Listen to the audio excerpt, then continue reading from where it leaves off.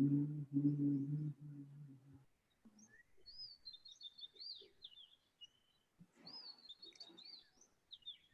Problem हो रहा है थोड़ा सा, 1 मिनट में।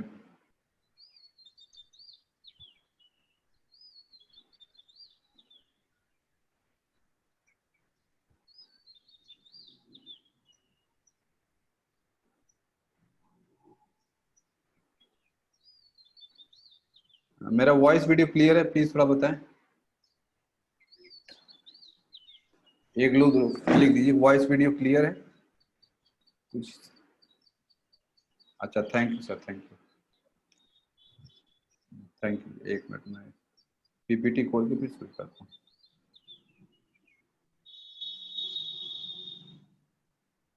हे प्रभु।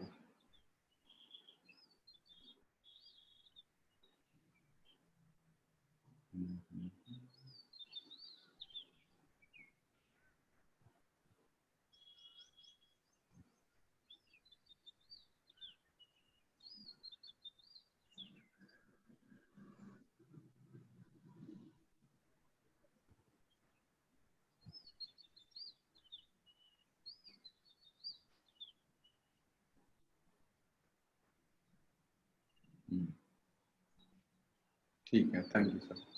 चलिए हम लोग प्रेयर करते हैं, प्रेयर करके शुरू हो जाए। First prayer. ओम सहनाववतु सहनौ भुनक्तु सह वीर्यं करवावहै तेजस्विनावधीतमस्तु मा विद्विषावहै। ओम शांति शांति शांति। हरि ओम तत्सत। Second pair start. जनगण मन अधिनायक जय हे भारत भाग्य विधाता। पंजाब सिंध गुजरात मराठा द्राविड़ उत्कल बंग विंध्य हिमाचल यमुना गंगा उच्छल जलधि तरंग। सब शुभ नामे जागे तब शुभ आशीष मांगे। गाहे तब जय गाथा जनगण मंगलदायक जय हे भारत भाग्य विधाता। जय हे जय हे जय हे जय जय जय जय हे। भारत माता की जय। भारत माता की जय। भारत माता की जय। जय Shri Krishna. Third prayer. Each soul is potentially divine. The goal is to manifest this divinity by controlling nature, external and internal. Do this by work or worship or psychic control or knowledge. By one of these or more of these or all of this. Just be free.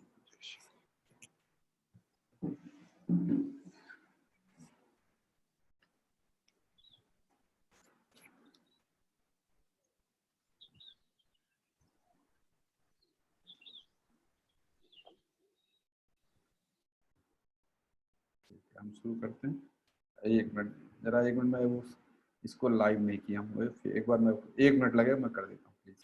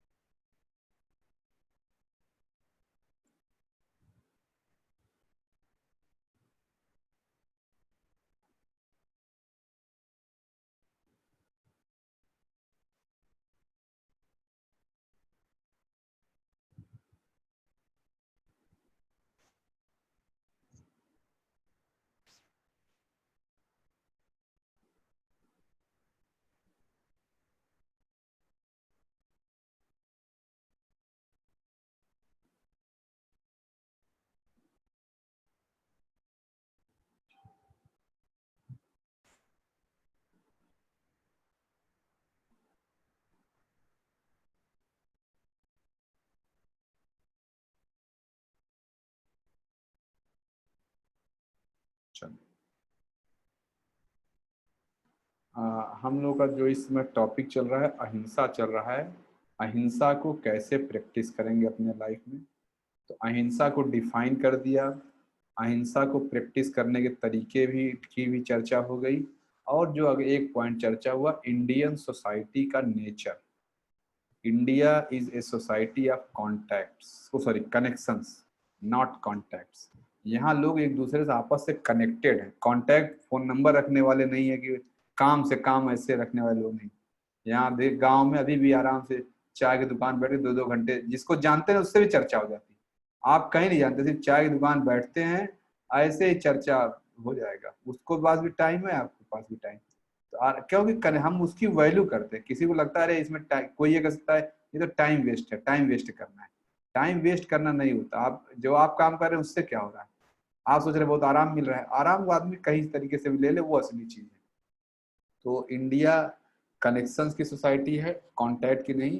और दूसरा point जो discuss किया था कि India एक ऐसा देश है जहाँ पे दो विपरीत परिस्थिति के लोग, दो विपरीत स्वभाव के लोग, दो विपरीत गुणों के लोग एक साथ एग्जिस्ट कर सकते हैं।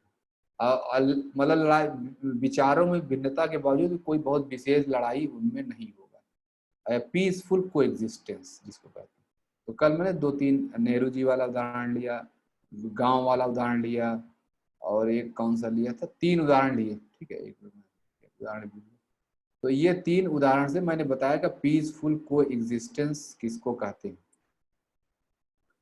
हाँ, ये वेदांत, वेदांत तो चारवाक का एग्जाम्पल, कैसे इंडिया में दो फिलॉसफीज, अपोजिट फिलॉसफीज एग्जिस्ट करती है और दोनों का अच्छे खासे फॉलोअर्स। ऐसा नहीं कि चारवाक के फॉलोअर नहीं है, चारवाक के भी खूब फॉलोअर है, वेदांत के खूब फॉलोअर है आया। ठीक है, तो ऐसे ये इंडियन सोसाइटी का नेचर है। इसीलिए आप इंडिया में देखिए हमेशा ये चीज होता रहता है, दो विपरीत चीजें हमेशा एग्जिस्ट करती रहती है। बिहार के भाई वाला, हाँ बिहार के भाई वाला भी एग्जाम्पल लिया। तो अब जो है आज हम लोग सास बहू का डिस्कस करना, क्लास कल शुरू हो गई है। सास बहू के नेचर में को, स्वभाव को या रिलेशन को हम अहिंसा के पर्सपेक्टिव में समझेंगे कैसे होना। तो कल मैंने नेचर के बारे में बताया था कि प्रकृति में एक है जो पुरानी पत्तियां जाती हैं, हरी नई पत्ती आती है। पुरानी पत्ती जाने के पहले नई पत्तियों को अपना सारा कुछ जो देने लायक है दे के चली जाती, तभी वो, इसीलिए जो पत्तियां अपने आप पेड़ से झड़ती हैं वो हमेशा पीली होती है। कभी आपने हरी पत्ती पेड़ से गिरते हुए नहीं देखा। अगर वो हरी पत्ती अपने आप पेड़ से गिर रही है तो जान लीजिए कहीं ना कहीं आंधी आया है, कहीं ना कहीं उसको किसी ने तोड़ा है, कुछ भी हो सकता है। लेकिन अपने आप जब पत्ती गिरती है वो पीली ही गिरती है, तो गिरने के पहले सब न्यूट्रिशन दे देती है। इसी तरह अगला उदाहरण मैंने बताया था उसका, जो मुर्गी का, मुर्गी जब पैदा अंडा देती है, अंडे पे खुद ही बैठ जाती है सबसे पहले। इस जिराफ का एग्जाम्पल कि पैदा होते ही बच्चे को खूब मारती है, तब तक मारती जब तक चलने लगे। इसी तरह तीसरा एग्जाम्पल ईगल का था कि पैदा होते ही बच्चे को लेकर ऊपर उड़ जाता है, ऊपर जाकर छोड़ देता है। तो वहां छोड़ने मतलब वो दुश्मनी नहीं निकाला बच्चे, बल्कि बच्चे को ट्रेन कर रहा है। तो कभी कभी जो पेरेंट्स होते हैं या सास हुई, ससुर हुए, जो आपके सामने परेशानियां खड़ी करते हैं, कभी ऐसा लगता है कि ये क्यों कर सकती है, क्या जरूरत था, वो आपके सामने डिसीजन मेकिंग देखना चाह रहे हैं, आपका डिसीजन मेकिंग कैसा है।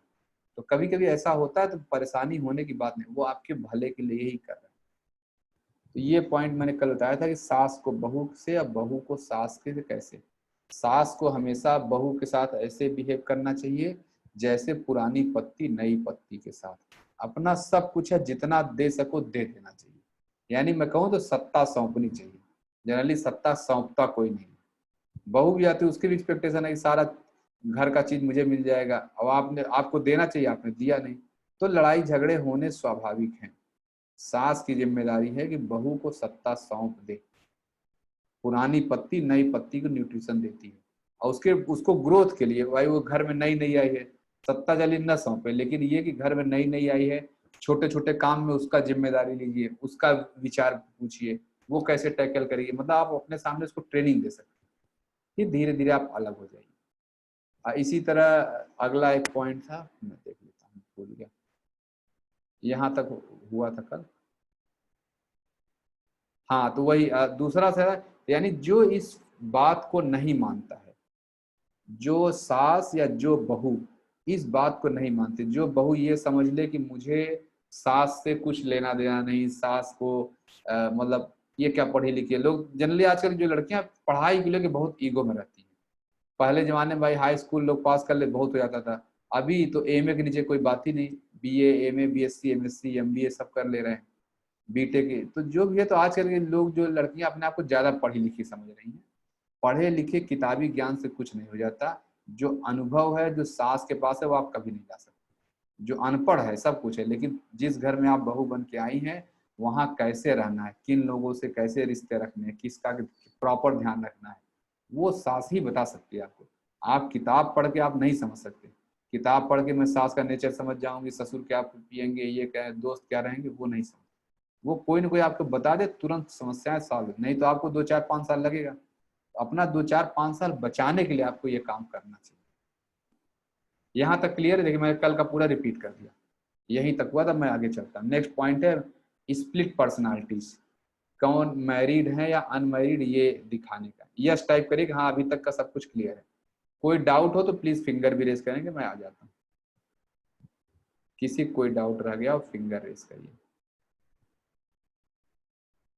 सेकेंड स्क्रीन में कोई नहीं है, थर्ड पे भी कोई नहीं, ठीक है। तो कोई फिंगर रेज नहीं है।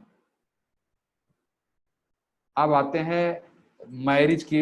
योग की जो मैं मैरिज की डेफिनेशन बताया चल रहा हूँ, आपको ये भी लग सकता है अरे क्या है ऐसे, ये तो ऐसे ही बकबक करते रहते हैं, ये भी लग सकता है आपको। लेकिन मेरी जो योग की अंडरस्टैंडिंग बनी है, जो मैं भी बताने चल रहा हूँ, ऐसा भी नहीं कहीं लिखा है, ये बात भी है कि मैरिज कहीं ऐसा लिखा नहीं योग में कि मैरिज की डेफिनेशन। जो मैं अपना योग के हिसाब से है चीजों को समझता हूँ, मैंने ऐसे समझा कि मैरिज का मतलब यही है। जब दो लोग हस्बैंड वाइफ या एक लड़का लड़की आपस में मैरिज करते हैं, तो यही चीज होता है। अगर ये आपकी लाइफ में है तो आप मैरिड हैं, नहीं तो योग के हिसाब से अनमैरिड। तो मैं योग के हिसाब से मैरिज की परिभाषा बताने चल रहा हूँ। अच्छा, एक मिनट। हाँ दीदी, आता हूँ सिमला जी, गरिमा जी। कभी कभी बहू सता ले सास को तंग, वही तो मैं यही कह रहा हूँ। बहू को तो करने का अधिकार ही नहीं। बहू थोड़े अंडा थोड़े मुर्गी को ट्रेनिंग देगा। ये तो पहली बात जाना चाहिए, अंडा मुर्गी को ट्रेनिंग नहीं देगा, ट्रेनिंग मुर्गी अंडे को देगी। तो सास ही बहू को चाहे तो परेशान करने का उसको अधिकार है, प्रकृति ने दे रखा है। और बहू को ट्रेनिंग नहीं है। कुंती का एग्जाम्पल अभी आगे आएगा, अभी चल रहा है, अभी स्टेप बाय स्टेप आगे आएगा। तो ये जैसे कह रहे हैं कि जो बहुएं जो परेशान करती हैं वो एकदम गड़बड़ है, कभी करना नहीं चाहिए। आप हरी पत्ती पीली जाने वाली पत्ती को आप परेशान करके उससे ले सकती हैं किसी के सामने। सीधी बात है, सास को तो कुछ लेना लेना बहू को ही है।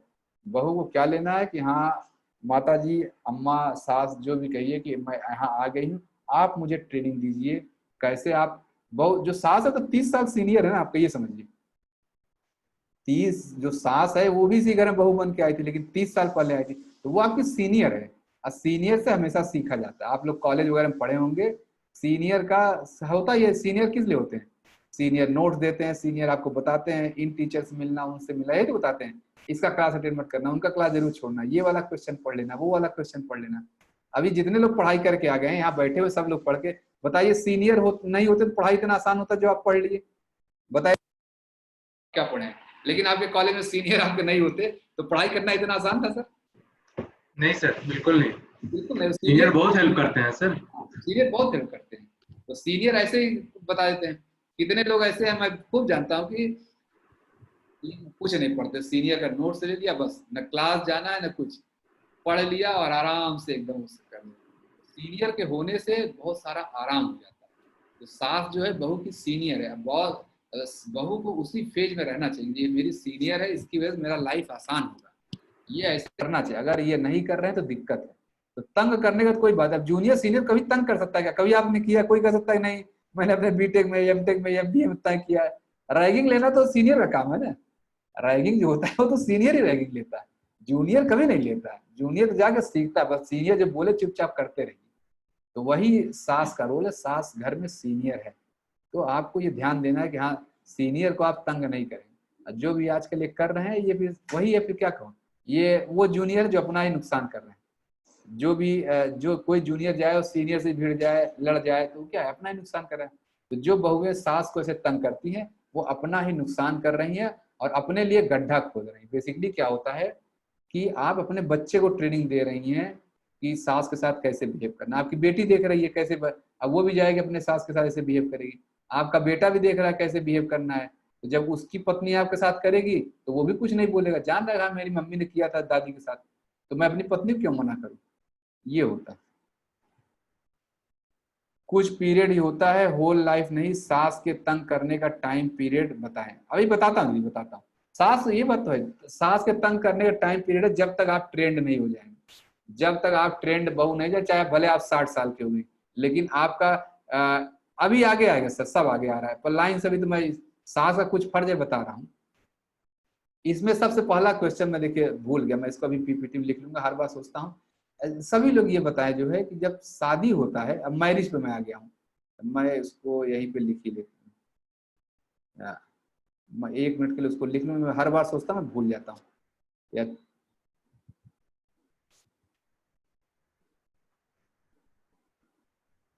ओ स्क्रीन शेयरिंग है स्टॉप, चलिए जरा हटा दो, अब लिख लूंगा मैं बाद में। एक पॉइंट मैं कह रहा हूँ, कभी आप लोग ये सोचा है, किसी ने सोचा है कि यार ये शादी जब होती है तो बहू की विदाई क्यों होती है। आप लोग सभी लोग शादीशुदा बैठे, कभी सोचा आपने कि ये बात, यार मेरी विदाई क्यों नहीं हो गई थी। तेजपाल बताएं सर, कभी आपकी विदाई क्यों नहीं हो गई है। आप सवाल बनाते हैं। हाँ जी सर, ऐसा हुआ कि भी ये परंपरा है सर, इस तरफ सोचा नहीं इस तरीके से। ये परंपरा क्यों बनी है, ऐसा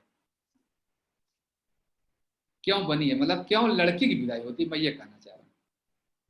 देखो, ऐसा ऐसा परंपरा इसलिए बनी होगी, मैं श्योर तो नहीं हूँ, कि उसने घर को संभालना है हाँ वो और मैं वो अपने घर, हाँ जी, वो अपने घर से सीख के और आगे जो घर को संभालेंगे ये वो उल्टा भी उस। तेजपाल सिंह से जो अपने घर से सीख के जाए ससुराल को संभाले, नहीं आप जैसे यहाँ काम कर रहे हैं घर में जाकर वहां काम करिए, है कि नहीं।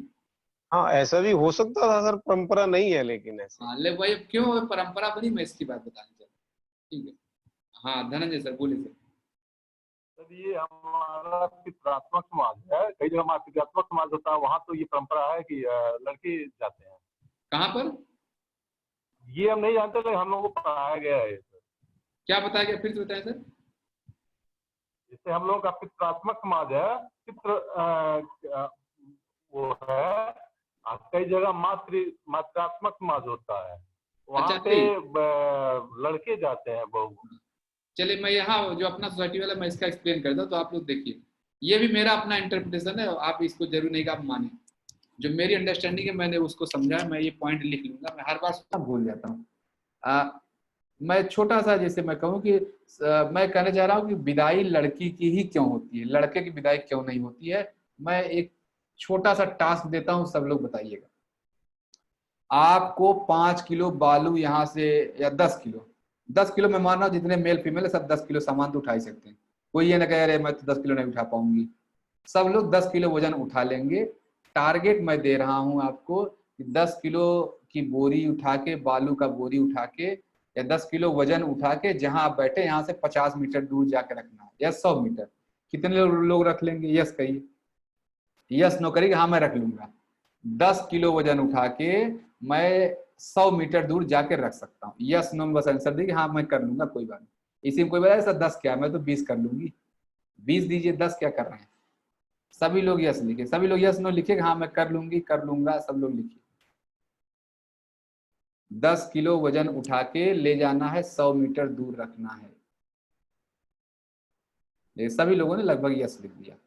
अब मैं एक सिनेरियो बोल रहा हूँ, अब मैं, ठीक है 10 किलो वजन उठा के सब लोग रख लेंगे, ठीक है निश्चित रूप से सब लोग रख लेंगे, कोई बड़ी चीज नहीं, मेल फीमेल जितनी क्लास में सब रख लेंगे। अब मैं ऑप्शन दे रहा हूँ कि ठीक है, मैं अभी न्यूली बॉर्न बेबी आपको दे रहा हूँ, 2.5 किलो वाले 4 बच्चे देता हूँ, 100 मीटर दूर ले जाना है, शर्त ये बच्चे रोएंगे नहीं, चुपचाप लेके जाइए। कौन लेके जाएगा बताइए, कौन ये इस शर्त को पूरी कर सकता है। 10 किलो ही है, अभी भी 10 किलो ही है, 2.5 किलो 4 बच्चे दे रहा हूँ, कौन ले जाकर रख लेगा। जो लोग मेल हैं वो बोले, अभी जो लोग मेल यस बोले थे वो बोले, कोई भी नहीं मत के, सारी दीदी फीमेल सब लेके चली जाएंगी, फीमेल सारी लेके चली जाएंगी, फीमेल की आप बात मत करिए, ठीक है। मेल जो है वो बोले कि हाँ मैं लेके चला जाऊंगा, मैं 10 किलो आराम से, कोई दिक्कत की बात नहीं। 4 बच्चे क्या सर 5 दे दीजिए, कोई नहीं ले जा पाएगा। अभी तो 10 किलो का रहा था, अभी एक बच्चा नहीं जाएगा। अब आपको बोलूं कि ये एक बच्चा ले जाइए 100 मीटर दूर, रोना नहीं चाहिए। देखिए कोई मेल, सारे मेल पीछे हट गए, लेकिन फीमेल सब ले जाए। फीमेल तो मैं कह रहा हूं यहाँ तो सारी शादीशुदा फीमेल सब बैठी हैं। अनमैरिड सर आप 5 साल 10 साल की बच्ची को पकड़ लीजिए, बच्ची जो है खुद जो 15 किलो की है, वो शायद 10 किलो बोरी तो नहीं उठा पाए, लेकिन 4 बच्चे ले दिए, वैसे आराम से इधर उधर करते हुए लेके चली जाएगी, वो लेके चली जाएगी, बच्चे रोएंगे भी नहीं।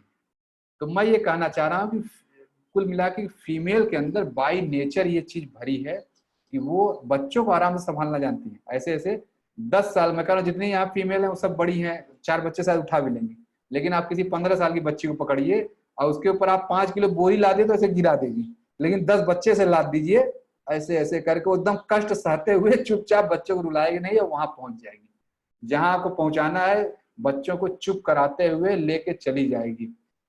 फीमेल की इस कैपेबिलिटी में किसी को शक है कि नहीं? आपको लग रहा है ये फीमेल कर पाएंगे नहीं? यस या नो? कि हाँ हर फीमेल ये काम बड़े आराम से कर सकती है, चाहे वो मैरिड हो चाहे अनमैरिड हो, फीमेल्स ये काम बड़े आसानी से कर लेंगी। यस और नो में टाइप करेगी, हाँ ये सही बात है। 4 बच्चे आराम से लेके चले जाएंगे, उनको कोई दिक्कत की बात नहीं।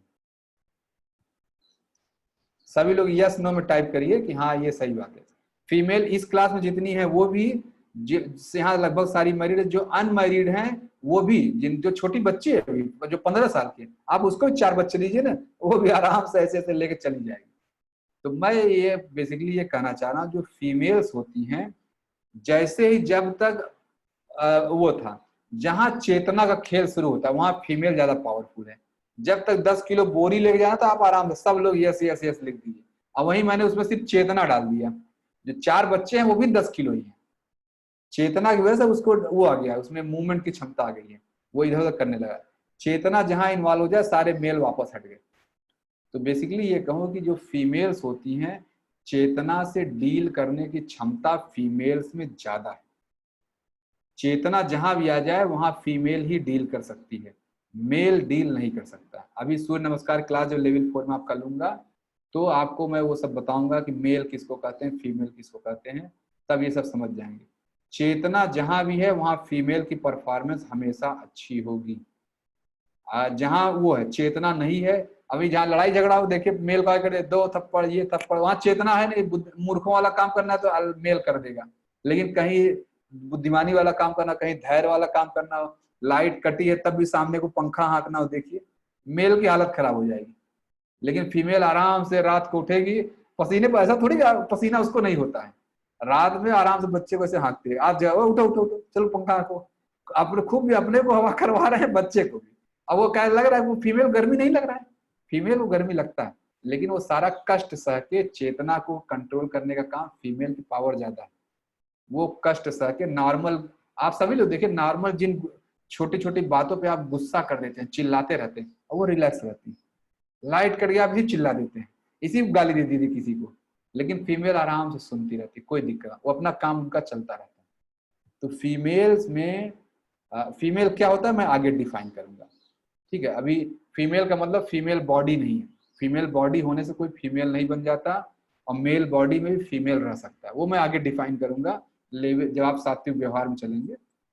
लेकिन अभी के लिए समझ लीजिए जो नॉर्मल फीमेल्स हैं जिनका फीमेल बॉडी है कम से कम, उनमें सहन शक्ति ज्यादा होती है, सारी नहीं होती ये बात भी, 1000 में कोई एक एकदम वो वाली भी होती है, बिल्कुल बर्दाश्त नहीं करेगी, लड़ भिड़ जाएगी, आप ही से करेगी। लेकिन ज्यादातर में 999 में आप देखेंगे कि फीमेल के अंदर क्षमता ज्यादा होती है, सहन शक्ति ज्यादा होती है, इसीलिए विदाई हमेशा फीमेल की होती है। वो एक घर में ट्रेनिंग लेके और अपरिचित जगह जाती है और वहां जान रही मैनेज कर लेगी, तमाम तरह की विपरीत परिस्थितियां आएंगी, वो मैनेज करने की क्षमता उसमें ज्यादा है। आप यहाँ आएंगे ससुराल में गए तो आप तो बस थप्पड़ ही लगाते रहेंगे, चाहे सास हो ये इसको मारा उसको मारा, यही क्योंकि आप मैनेज नहीं कर पाए। विपरीत प्रकृति के लोग इधर उधर मिलेंगे, आप कंट्रोल नहीं कर पाएंगे, छोटी सी बात पे आपको गुस्सा आ जाएगा, लड़ जाएंगे। लेकिन फीमेल्स उसको पचा ले जाती है, फीमेल्स के अंदर सहन शक्ति ज्यादा है, इसलिए फीमेल का विदाई होता है। चेतना से चेतना को डील करने की क्षमता फीमेल्स में ज्यादा है, इसीलिए विदाई फीमेल की होती है, मेल की नहीं। क्लियर है ये बात? ये सही हो सकता है, आप इसे डिसएग्री कर सकते हैं, मेरी अपनी सोच है, गलत भी हो सकती है, जो मैं भी तमाम चीजें देखता रहता हूँ, उसको योग के हिसाब से एनालाइज करता हूँ, मेरी यही सोच बनी है, इसलिए मैं बोल रहा हूँ। क्लियर है ये बात? यस और नो में लिख दीजिए, हाँ सही बात।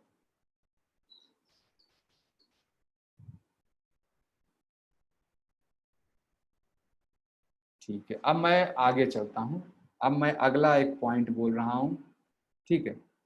अब मैं मैरिज डिफाइन करने चला। अब ये डिफिनेशन समझ सुनने के बाद बताइएगा इस क्लास में कितने लोग मैरिड हैं। 59 लोग हैं, मैं बता रहा हूँ 59 को 59 अभी अनमैरिड डिक्लेयर हो जाए, अपने आप ही डिक्लेयर करेंगे मैं तो अनमैरिड हूँ, मैं तो अनमैरिड हूँ। सभी लोग आप कहेंगे मैं, कोई अपने आप को यहाँ मैरिड डिक्लेयर नहीं करेगा अभी थोड़ी देर बाद। तो मैरिड योग में किसको कहते हैं? मैरिज का मतलब होता है वननेस। जब आप लेवल 5 में चलेंगे सात्विक संस्कार वाली क्लास में, तो मैं वहां जहाँ प्रेम वाली भक्तियों की क्लास होती है, वहां मैं सप्तपदी की क्लास लेता हूँ, जो 7 फेरे 7 मंत्र पढ़े जाते हैं शादी के समय। 7 फेरों का क्या मतलब है, उसमें क्या बातें बताई जाती है, उसका मैं एक हमारी लाइफ में उसका महत्व बताऊंगा। तो वहां एक दूसरी चीज बताता हूँ। अभी ये समझ लीजिए कि जो भी जब हस्बैंड वाइफ वो हो जाते हैं, हस्बैंड वाइफ हो गए तो दोनों वन हो जाते हैं, दो अलग अलग यूनिट नहीं रहते, वो एक यूनिट हो जाते हैं। अभी ऐसा नहीं दो अलग है, एक हो जाए तभी हस्बैंड वाइफ बनते हैं। तो अब मैं छोटा सा एग्जांपल, अब मैं जो बोलने चला ध्यान से सुनिएगा। हम सभी लोग जो भी एज हो गया इसी ग्रुप में, कोई 50 साल का है, कोई 60 साल का है, कोई 40 साल का है, कोई 45 साल का है, कोई 70 साल का है, सभी लोग लाइफ के अलग अलग एज में हैं। और जो आपकी वर्तमान वो है प्रेजेंट सिनेरियो है, प्रेजेंट स्टेज है, स्टेज ऑफ माइंड है, स्टेज ऑफ लाइफ, आप यहाँ तक पहुंचने में बहुत सारे फेज से पास किए। कभी आप छोटे बच्चे थे, है कि नहीं? कभी आप 5 साल छोटे बच्चे जो घर में बदमाशी करता रहता है वो थे। फिर आप स्कूल में गए, फिर आप छोटे छोटे प्राइम उसमें स्कूल कक्षा 6, 7, 8 की पढ़ाई किए, फिर हाई स्कूल इंटर की पढ़ाई किए, फिर ग्रेजुएशन में गए, फिर पढ़ाई करते थे, कभी आप खेल खेलने जाते थे, कभी कुछ करते थे।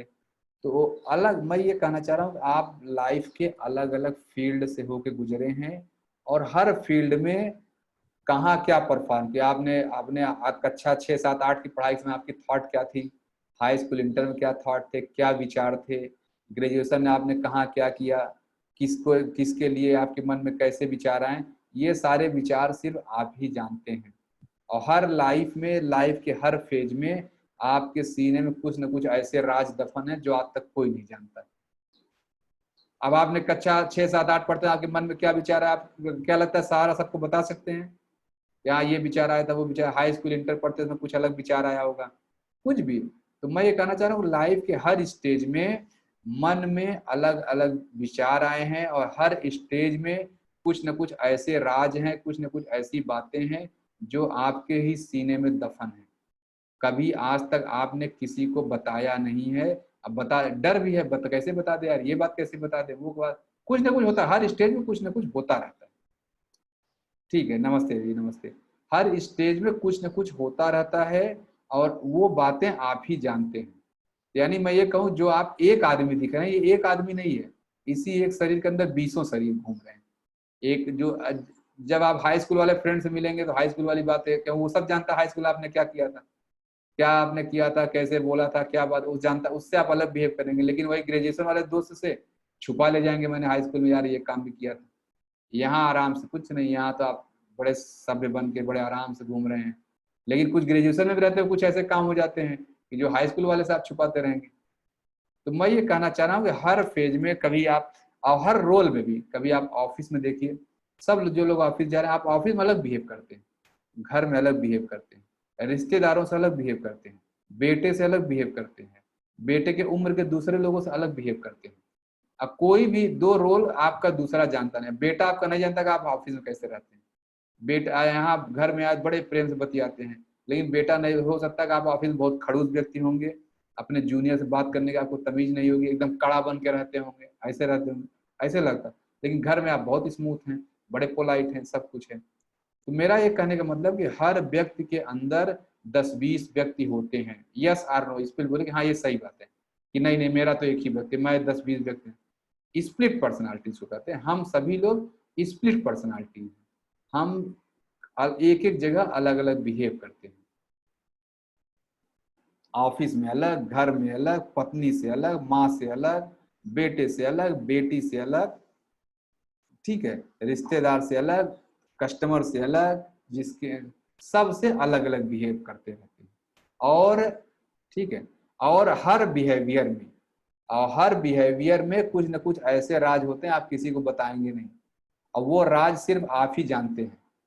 तो मैं ये कहना चाह रहा हूं कि धरती पे कोई भी एक व्यक्ति ऐसा नहीं है जो आपको पूरी तरह जानता है। कोई है ऐसा व्यक्ति? नहीं सर, मेरे तो सारे राज, मैंने तो कभी किसी से छुपाया नहीं, सब कुछ सबको पता है, मैं तो लोग बोलते मैं तो खुली किताब हूँ, मेरा जीवन खुली किताब है। खुली किताब हो जाएगा तो मार पड़ेगी, लड़ाई झगड़े हो जाएंगे। कोई खुली किताब नहीं होता है, भले वो लोग कहते हैं, लेकिन खुली किताब एकदम से कोई नहीं। आप सारी शरीर से क्या किए वो खुली किताब है, लेकिन आप मन के स्तर पर क्या क्या करके चले आए हैं, क्या क्या कर दिए हैं, कोई नहीं जानता है। तो मेरा ये कहने का मतलब हम सभी लोग थॉट लेवल पे हर स्टेज पे क्या रहे हैं हमें कोई नहीं जानता है। तो इसमें मैं अभी एक लाइन कर रहा हूँ, आप यस नो लिखिए कि ये सही बात है, आपको इस धरती पर पूरी तरह से आपके अलावा कोई नहीं जानता है। यस और नो? सबका होता है, मेरा भी है, आपका भी है, सबका होता है। हर स्टेज पे कुछ ना कुछ बातें आ जाती हैं, कुछ ना कुछ गलत हो जाता है, कुछ ना कुछ ऐसी चीजें हो जाती है। यस और नो टाइप कर दी, हाँ, कि मेरे अलावा और मुझे कोई नहीं जानता है। बेटा अलग तरीके से जानता है, पत्नी अलग तरीके से जानती है, वाइफ है अलग तरीके से, पति अलग तरीके से, सास अलग तरीके से, ससुर अलग तरीके से, सहेली अलग तरीके से। सहेलियों में भी हाई स्कूल में सहेली जो बनी थी वो अलग, जो ग्रेजुएशन में है अलग, जो नौकरी में सहेली बन गई जॉब करते समय वो अलग। देखिए सभी लोग कह रहे हैं कि हाँ मैं स्प्लिट पर्सनालिटी हूँ, मुझे कोई नहीं जानता है। अब जब आपकी शादी हो गई तो वाइफ को या आपकी स्पाउस को तो सब कुछ जानना चाहिए, और सब ने एक्सेप्ट किया कि हाँ मुझे कोई पूरी तरह नहीं जानता। तो जिसको भी अगर आपको लग रहा है कि आपका स्पाउस यानी आपका हस्बैंड या वाइफ आपको भी पूरी तरह नहीं जानते, तो ये योग कहता है कि आप अनमैरिड हैं। इस आप कम से कम वाइफ के साथ आपकी वननेस हो जानी चाहिए। जो थॉट आपके मन में है, आप चाहे हाई स्कूल में थे, इंटर में थे, यहाँ वहाँ किसी को देखा, किसी के बारे में गलत सोचा, किसी के साथ गलत किया, वो सब कुछ आपके स्पाउस को पता होना चाहिए। अगर जब पता होगा आप समझिए उसी दिन आप मैरिज कहे जाएंगे। जब तक ऐसी एक भी बात आपके मन में है कि यार ये बात कैसे बताऊं, ये बात, तो आप समझिए आप अनमैरिड हैं। अब इस डिफिनीशन बताए कितने लोग मैरिड हैं? कोई मैरिड बचे हैं कि हाँ मैंने सब बता दिया, कोई मुझे बताने की बात नहीं है? ऐसा बहुत, जो यस कहेंगे मैं उन्हीं को आगे फिर मैं एक करूँगा। अब बताए कोई मैरिड है? मैं कह रहा हूँ हाँ कोई मैरिड नहीं, कोई भी व्यक्ति यहाँ मैरिड नहीं बैठा। आप सारी बातें बता ही नहीं सकते पत्नी को या वाइफ को, हस्बैंड को नहीं बता सकते। कुछ न कुछ बात अंदर है जो बता देंगे तो पंगे हो जाएंगे, निश्चित रूप से पंगे हो जाएंगे, घर में लड़ाई झगड़े हो जाएंगे, कुछ भी हो सकता है।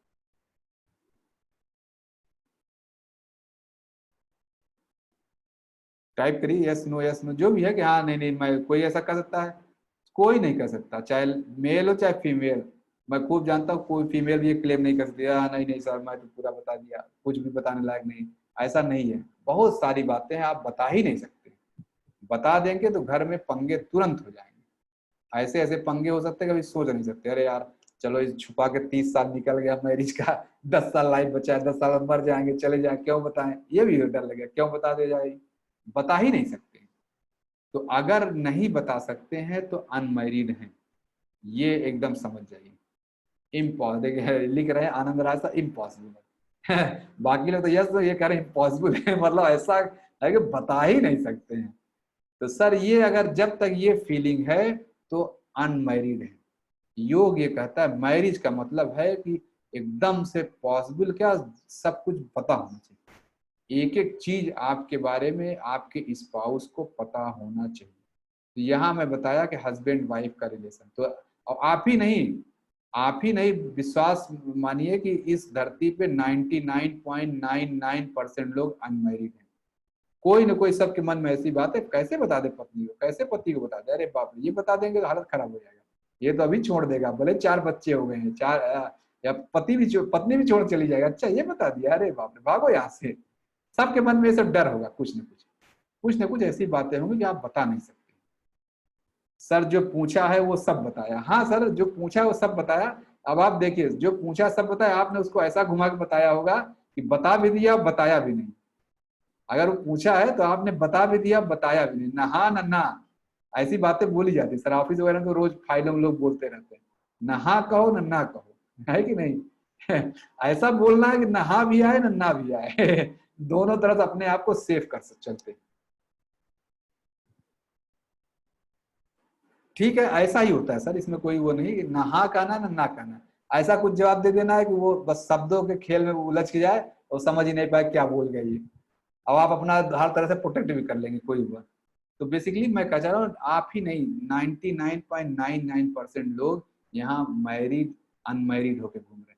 बच्चा हो जाना अलग बात है, मैरिज सर्टिफिकेट रख लेना अलग बात है कि आपको 3 बच्चे हो गए, आपके 4 बच्चे हो गए, आपके ये बच्चे हो गए, मेरा बच्चा बीटेक कर रहा है, मेरा बच्चा इंजीनियरिंग कर रहा है, बिटिया ये पढ़ रहे वो पढ़े, वो संसार का खेल है, करते रहिए। मैं वो नहीं कर रहा हूँ कि आज से जो है कि लेकिन ये संसार का खेल है, करते रहिए, उसके लिए मैं नहीं मना कर रहा हूँ। लेकिन मैं ये कह रहा हूँ कि अनमैरिड है, योग के हिसाब से मैरिज हो जाना बहुत डिफरेंट चीज है। और बता दूं हजारों लाखों में कोई एक पैदा होता है जो कहता है कि हाँ मैं शादीशुदा हूँ। शादीशुदा होना आसान बात नहीं, सर्टिफिकेट कर लेना, बच्चे कर लेना, वो सब संसार खेल है, चलते रहते हैं, उसमें क्या है। तो स्प्लिट पर्सनालिटी ये मैंने बता दिया कि मैरिड और अनमैरिड किसको कहते हैं। हम सभी लोग स्प्लिट पर्सनालिटीज हैं। अब मैं वो पॉइंट पर जाता हूँ जो माता सुनैना ने सीता जी को बताया था। महारानी सुनैना विदाई के समय उन्होंने 4 बातें बताई थी, वही 4 बातें मैं डिस्कस कर रहा हूँ।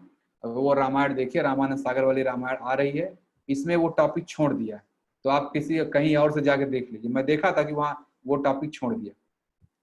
हाँ, राम सीता दीदी का, राम सीता मैरिड है एकदम से, राम सीता मैरिड है, कृष्ण और राधा मैरिड है। कृष्ण सांसारिक रूप से राधा से उन्होंने कभी शादी नहीं की, लेकिन कृष्ण और राधा मैरिड है। कृष्ण और रुक्मिणी, कृष्ण और सत्यभामा, कृष्ण और जामवंती को मैरिड के लाइन से एक बार आप हटा भी सकते हैं कि नहीं नहीं ये मैरिड नहीं, लेकिन राधा और कृष्ण मैरिड है, राम सीता मैरिड है, ये निश्चित हो। राम सीता मैरिड कैटेगरी में आएंगे एकदम। देखिए ना, वो एकदम कोई राज छुपाने, एक दूसरे को जान रहे हैं। मतलब सोचे ना कि भगवान राम को भगवान राम की समस्या हल करने के लिए सीता जी त्याग कर दे रही, सिंहासन मतलब त्याग करके चली गई। राम ने कभी सीता का त्याग किया नहीं, सीता तो खुद ही चली गई। आप ये समझिए, ये तो अभी रामायण में आप लोगों ने देखा होगा कि भगवान राम राजा बन गए, वो जो धोबी था वो अपनी पत्नी को निकाला और फिर कह रहा है कि राम राम की तरह थोड़े मैं रख लूंगा, मैं राम नहीं हूँ। तो भगवान राम ने उस शुद्धता के लिए वो उन्होंने नहीं कहा, उन्होंने कहा कि ऐसा है मैं सिंहासन ही छोड़ देता हूँ, मुझे नहीं चाहिए था सिंहासन, जहाँ मुझे सीता जैसी पत्नी का त्याग करना पड़े, मुझे सिंहासन छोड़ देना है। फिर सीता जी ने आगे बढ़ के बोला कि नहीं, आप क्यों सिंहासन छोड़ेंगे, आप कर्तव्य पथ पे, आप उन्होंने कर्तव्य पथ पर रहिए, मैं आपकी पत्नी हूँ और आपके कर्तव्य में जो सहायता हो सकती है मैं करूंगी, मेरा ड्यूटी है। और इसलिए इस समय ड्यूटी है कि लोगों को ये महसूस हो कि आपने मेरा त्याग कर दिया, तो मैं खुद जा रही हूँ, आपने मेरा त्याग नहीं किया, मैं जा रही हूँ। लेकिन दुनिया को लगता है राम ने सीता का त्याग किया, भगवान राम ने सीता का त्याग नहीं किया था। सीता ने खुद ये डिसीजन लिया था कि मैं जा रही हूँ, मुझे जाने दीजिए, मैं सीता नाम का त्याग करती हूँ, जो इसमें है। तो एग्जैक्टली मैं ही कह रहा, पति पत्नी वो होते, इसीलिए सीता को मैं मानता हूँ सीता वास्तव मैरिड है, राम मैरिड है और बाकी नहीं। और राधा कृष्ण को मानता हूँ, राधा कृष्ण का जब मैं भक्ति में डिस्कस करूंगा तो राधा कृष्ण मैरिड है। मैं कृष्ण की बाकी वाइफ है जामवंती, सत्यभामा और रुक्मिणी, ये सबको आप एक स्तर पर अनमैरिड भी कह सकते हैं। राधा कृष्ण एकदम परफेक्ट मैरिज, आज तक कोई इस मैरिज को तोड़ नहीं पाया। देखिए ना, कहीं आपने देखा जामवंती की पूजा हो रही हो, सत्यभामा पूजा हो रही है कृष्ण के साथ, लेकिन राधा कृष्ण की मूर्ति आपको हर जगह मिल जाएगी। जबकि नॉर्मल देखिए सांसारिक रूप से कृष्ण की राधा शादी नहीं हुई थी, आप कहीं भी देखिए कृष्ण को, तो राधा की शादी किसी और से हुई थी। जो आजकल वो दिखा रहा है श्री उसमें राधा कृष्ण में, ये अयान जो है, अयान से शादी हुई थी राधा की, लेकिन वो सांसारिक शादी अलग है और योग वाली शादी अलग है। योग वाली शादी राधा की कृष्ण के साथ ही हुई थी। रावण मंदोदरी है, हाँ रावण मंदोदरी है, कृष्ण ये लक्ष्मण उर्मिला है, ये सब मैरिड है, परफेक्ट मैरिड। रावण की देखिए कहाँ छुपा था, सब कुछ मंदोदरी बोल देती है। रावण भी ऐसा नहीं कि रावण मंदोदरी की हर बात सुनता था, कोई बात रावण ने कभी, धृतराष्ट्र और गांधारी, यस ये भी है मैरिड, परफेक्ट मैरिड कपल है ये, धृतराष्ट्र गांधारी परफेक्ट मैरिड, ये एकदम है। तो अब मैं आगे चलता हूँ, ये मैरिड तो देखिए मैं ये कहना चाह रहा हूँ 99.99% लोग। अच्छा संजीव शर्मा सर, हाँ बताएं सर, 1 मिनट में आता हूँ। I want to tell something, हाँ बताएं सर। अनम्यूट करिए सर, मेरे एंड से नहीं हो रहा है। हाँ यस सर। बोले। सर मैं कहना चाह रहा हूँ कि भस्तिका वन में जो है ब्रह्मा जी ने राधा और कृष्ण की शादी कराई थी, हाँ भस्तिका वन में सर। हाँ समझ गया, वो एक्चुअली मैं यही कह रहा हूँ, संसार वाले इस वर्ल्ड में नहीं, दूसरे जगत में शादी। अच्छा वो सर। वो ये ब्रह्मा जी ने जो कराया शादी, लेकिन जो संसार के लोग तो नहीं जानते इस बात को ना सर। Yes sir. संसार लोग इस बात को कहाँ स्वीकार करते हैं कि कृष्ण और राधा की शादी हुई। तो मैं ये कहना चाह रहा हूँ कि सांसारिक रूप से सीता और राधा कृष्ण की शादी नहीं हुई। जो जिस बट वृक्ष के नीचे कराई थी वो अभी भी है सर वहां पे। वो है सर, वो मैं सब कर रहा हूँ, वो मैं सारी बातें मान रहा हूँ, लेकिन यस संसार में सीता के पति और राधा के पति का नाम अयान ही है सर, यस सर। कृष्ण नहीं है। लेकिन आज तक देखिए, मतलब ये कह रहा हूँ कि वो एक मैरिड है, ये राधा कृष्ण का एकदम परफेक्ट, मतलब स्पिरिचुअल मैरिज कह सकते हैं। मैं लेवल 5 बहुत डिस्कस करूंगा आपको, स्पिरिचुअल मैरिज क्या है, 3 तरह की मैरिज होती है, वो मैं बहुत डिटेल में डिस्कस करूंगा, तो आप मैरिज को और बेहतर तरीके से समझ पाएंगे। अब मैं चलता, हाँ तो जब हाँ ये वाला था, जब इनका विदाई हो रहा था, क्या कहते हैं, सीता जी का विदाई हो रहा है, उस समय भाई जो भी थे, जनक जी ने उनको कुछ समझाया, जो भी दान दहेज दिया, फिर जब उसमें फाइनल विदाई होने वाला, चारों बहनें सीता, कीर्ति और ये मांडवी, उर्मिला, ये सब खड़ी हैं, और उस समय आती है महारानी सुनैना। रामायण देखिए, ठीक है, तो उसमें बोलते हैं देखो जो है, तुम तो भाई तुम लोग बहुत गुणवान हो, मुझे पता है। सीता को कहते, सीता तुम्हें मैं शिक्षा दूं ये मेरे बस की बात नहीं है, लेकिन चूंकि मैं माँ के रोल में हूँ, इसलिए मेरी ये ड्यूटी है कि मैं कुछ बातें बता दूं, भले तुम कितनी आगे हो, तो मैं बताऊंगी। और वो बातें यह है कि कैसे ससुराल में जाके कैसे बिहेव करना, वो मैं 4 बातें जो मैं अपनी लाइफ से सीखी हूँ, वही बातें तुम्हें बताने जा रही हूँ। और ये बातें अगर फॉलो करोगी तो ससुराल में कभी कोई दिक्कत आएगा ही नहीं। ये बातें तो रामायण में सुनैना जी ने सीता जी को बोली, लेकिन वो 4 बातें, अब ये जो मैं इसके बाद बोलूंगा मेरी अंडरस्टैंडिंग, मुझे लगता है वो 4 बातें आज भी उतनी ही प्रासंगिक है, बल्कि आज ज्यादा प्रासंगिक हो। आज की बात समय में उन बातों को फॉलो करना ज्यादा जरूरत है, अगर आप करेंगे तो कभी दिक्कत आ नहीं सकता है। वही 4 बातें मैं लाइन से बताऊंगा, और फिर उनको मॉडर्न लाइफ में कैसे है, आज की डेट में कैसे उसका पालन करना है या नहीं करने से क्या हो रहा है बताऊँ। तो महारानी सुनैना की उस शिक्षा को मैं ट्रांसलेट करके प्रेजेंट सिनेरियो में ले आऊंगा। तो मैं देखिए 4 शिक्षा उन्होंने दी थी, चारों में वही बताना चाहिए। पहली शिक्षा ये था कि अपने पति के प्रति पूरी रूप से समर्पित रहना, कभी भी समर्पण में कमी नहीं होनी चाहिए। अब पूरी रूप से समर्पित रहने का क्या मतलब, इसी को मैंने लिखा है perfect devotion to full version of spouse. अपने पति को, तो आज की हर लड़कियां, आजकल की जो बहुएं अपने पति के ऊपर तो समर्पित रहती हैं, वो अपने सास के प्रति, अपने ससुर के प्रति, अपने पति के दोस्तों के प्रति नहीं रहती। तो फुल वर्जन में जब आप अपने पति के प्रति समर्पण रहती हैं, तो पति का मतलब वो एक शरीर थोड़े है जो आपके साथ पति बना हुआ है। पति का मतलब उसको, उस पति की सारी जिम्मेदारियों में आपका बराबर का सहयोग होना चाहिए। जो पति बना है उसकी ड्यूटी अपने माँ का भी केयर करे, अपने पिता का भी केयर करे, अपने चाचा जी के बारे में सोचे, अपने दोस्तों के बारे में भी सोचे, सब कुछ होता है। तो लेकिन जो ऐसा नहीं करेगा तो फिर पत्नी किस काम की। तो फुल वर्जन मतलब आप जब वहां पति पत्नी बन के पहुंच गई हैं, तो अपने पति का डिवोशन का मतलब फुल वर्जन। आपको सास की भी केयर करनी है। अगर आप ये करें नहीं मैं पति का तो केयर करूंगी, सास को छोड़ो जाने दो, तब आप पति से भी कोई प्रेम नहीं कर रही हैं, ये झूठ मूठ का नाटक है। पति के शरीर का ही ध्यान रखना ही बस। पति जब बना है तो उसकी आत्मा अपने माँ में भी बसती है, अपने पिता में बसती है, अपनी बहन में बसती है, अपनी चाची में बसती है, अपने दोस्तों में बसती है, सब जगह पति रहता है। तो जब आप जाते हैं तो आप, पत्नी की जिम्मेदारी है कि फुल वर्जन, आप जैसे आप पहुंच गए तो आप अपने पति के पिता का भी, आप अपने पति के माँ का भी, उनकी बहनों का भी, उनके भतीजों का, यानी पूरा उसके समाज को आपको अपनाना है। ये नहीं अकेले पति को तो अपना लिया सब कुछ ठीक है, फिर ये मत करो वो मत करो, घर छोड़ो, चलो वहां रहो यहाँ रहो, छोड़ो इनको, अलग रहो, मैं यहाँ नहीं रह सकती, मैं वहां नहीं रह सकती, मैं इतने लोग खाना नहीं बना सकती। जब आप ये करने लगती हैं तो आप बेसिकली इनडायरेक्टली बोल रही हैं मैं तुम्हारी पत्नी नहीं, मैं तुम्हारी पत्नी बनने लायक नहीं हूँ, आप ये बोल रही होती।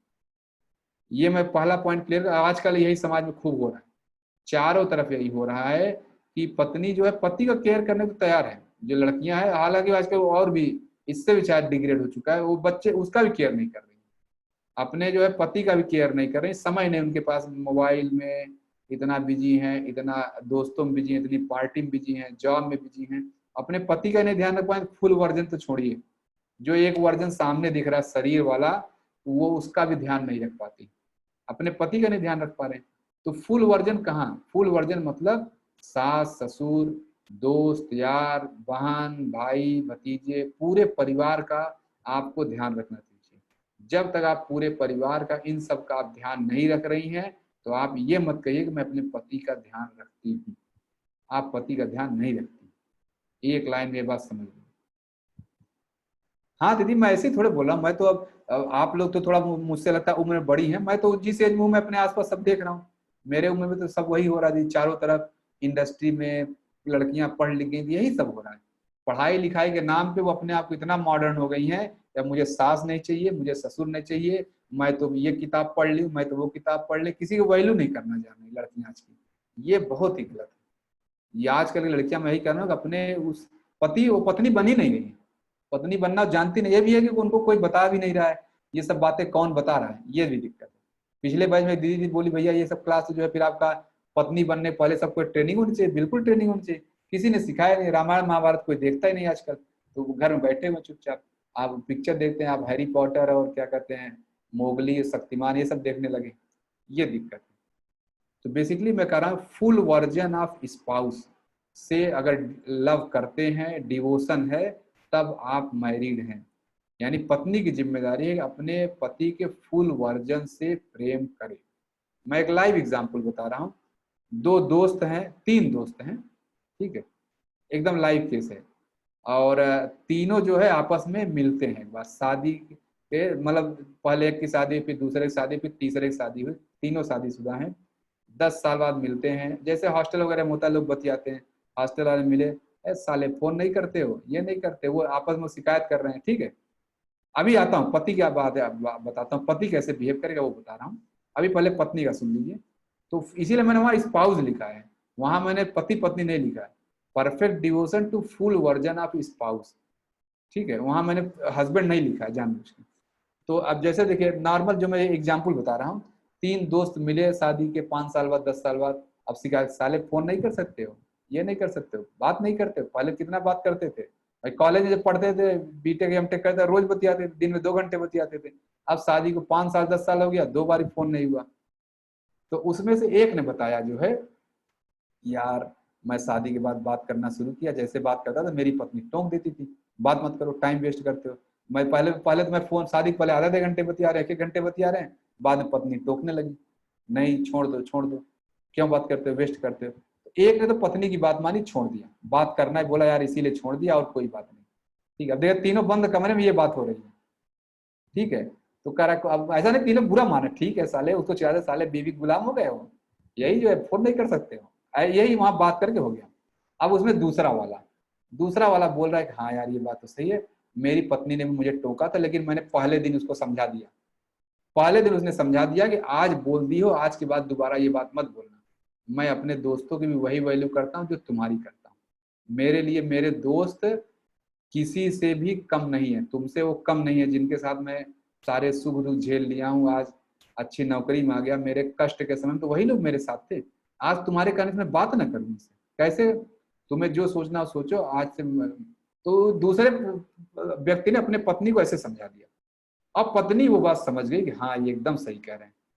आज की डेट में ये कह रहा, जिस दोस्त ने अपनी पत्नी को समझाया, उसकी पत्नी, आप विश्वास नहीं करेंगे, अपने पति से तो बात करती है, अपने पति के दोस्त की पत्नी, अपने पति के दोस्त के बच्चों, सबके घर की जानकारी उनको है। उनका बेटा क्या पढ़ रहा है, उनका बेटा, हाँ भैया कैसे हैं, भाभी जी कैसी हैं, बच्चे, ऐसे बराबर हाल चाल। यानी वो जिसने अपनी पत्नी को समझाया, डांटा था या बोला था, वो अब अपने सही में दोस्तों से बात नहीं करता, यानी अपने दोस्तों की, पति के दोस्तों के से रिलेशन पत्नी बना के चल रही है।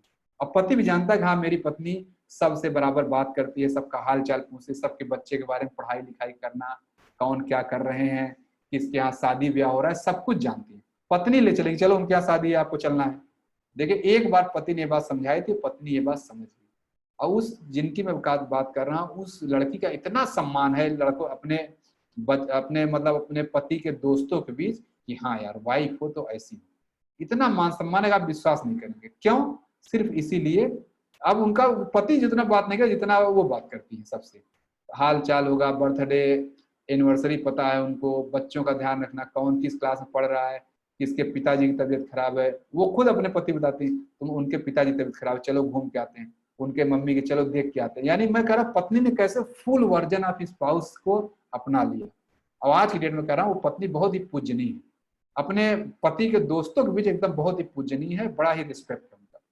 और वहीं एक दूसरा दोस्त है जिसने मना कर दिया, उसकी पत्नी को कोई नहीं जानता है, सिवाय फेसबुक फोटो आता है तो लोग लाइक कर लेते हैं, बस कोई जानता नहीं, कोई बातचीत नहीं या कोई कुछ नहीं। तो देखिए मैं दोनों आपको एग्जाम्पल बताया, एकदम रियल केस है, कुछ भी इसमें बनावटी नहीं, बस कौन है वो तीनों मैं बताना नहीं चाह रहा हूँ। जैसे ये कह रहा हूँ कि ये एकदम रियल एग्जाम्पल है। तो देखिए कैसे फुल वर्जन ऑफ स्पाउस। अब वो जिनके मैं बात कर रहा हूँ, अपने सास का भी, ससुर का भी, सबका ध्यान देती है बराबर। अलग घर में परिस्थिति ऐसी बनी कि अपने अलग रह रहे हैं, सास ससुर से अलग रह रही हैं, लेकिन इसके बावजूद भी उस लड़की ने सब कुछ संभाल रखा है और फुल वर्जन जिसको कह सकते हैं। तो ये क्लियर हो गया फुल वर्जन ऑफ स्पाउस का क्या मतलब है कि जो अब इस यहाँ मैंने स्पाउस लिखा कि पति की भी ड्यूटी है, पति भी अपने पत्नी का उसके फुल वर्जन ऑफ स्पाउस से डिवोशन करे। डिवोशन का क्या मतलब है कि पत्नी भी भाई पत्नी के माँ बाप हैं, चली आई है पत्नी अपना सारा अपना घर बार छोड़ के यहाँ चली आई है। अब पत्नी जो है अपने माँ से बात करे तो आपको गुस्सा आ रहा है, अपने पति से पिता से बात करे गुस्सा आ रहा है, गुस्सा करिए, लेकिन ऐसा करिए आज से अपनी सास से अपने पत्नी से ज्यादा आप बात करना शुरू करिए, उनका केयर आप करिए। आपकी सास को ये बात फील होनी चाहिए मुझे एक बेटा मिला है, दामाद नहीं। ये फीलिंग अगर उनको आ जाएगी तो पत्नी ऑटोमेटिक कम बात करना शुरू कर देगी। आप देखेंगे जब उसे पता है हाँ मेरे पति बात करते हैं, सारा केयर करते हैं, क्या दिक्कत है, वो इसीलिए कहती है, उसे पता है कि यार मेरी मम्मी का कौन ध्यान रख रहा होगा, पापा कैसे रह रहे हैं, उसको मन में ये चिंता है मेरे भाई का क्या हो रहा होगा, इनका। आप न मैं ये थोड़ी करूँगा आप अपने पैसा दीजिए उनको, फाइनेंशियल दूरी बनाए रखे अगर आपको लगता है, लेकिन इमोशनल दूरी बनाने में क्या दिक्कत, मतलब एक क्लोजनेस बनाने में क्या दिक्कत है। आप इमोशनली सपोर्ट करिए, हाल चाल पूछिए, साले का, बेटे का, वहाँ मतलब पूरे अपने ससुराल का। जैसे अब आप चाह रहे हैं कि आपकी पत्नी अपने पूरे ससुराल को संभाल ले, वैसे आपको भी अपने पूरे ससुराल को संभालना पड़ेगा। पत्नी के भी भाई सहेलियां हैं, किसी की शादी ब्याह है, अब पत्नी कहे मुझे वहां जाना है, आप जाने नहीं दे रहे हैं, आप पति हैं, आप डांट देंगे तो बेचारी चुप होकर बैठ जाएगी, क्या करेगी, चुप होकर बैठ जाएगी। लेकिन शादी है, आपको खुद ही चलना चाहिए। हाँ आपको पता है मेरी पत्नी की अच्छी सहेलियां कौन है, उनके परिवार में क्या चल रहा है, उनका तबीयत कैसे चल रहा है, पत्नी को आपके यहाँ चलो उनके यहाँ घूम के आते हैं, उनके यहाँ, मतलब मेरा कहने मतलब कि पत्नी को भी ये फील नहीं होना चाहिए कि पति मुझे बांध के रख दिया, पूरी ड्यूटी चाहता है मैं पूरा काम करूं लेकिन मेरा कोई ध्यान नहीं देता। तो ये मैं क्लियर कर रहा हूं, फुल वर्जन ऑफ स्पाउस। और आजकल क्या हो रहा है, ये ऐसा हो नहीं रहा। आजकल बहुत ही समाज में बहुत ही गड़बड़ हो रहा है। मैं आगे वाले पॉइंट पे आता हूं, तो मैं एक चीज और बताना चाह रहा हूँ, वो आगे है या यहाँ पे है।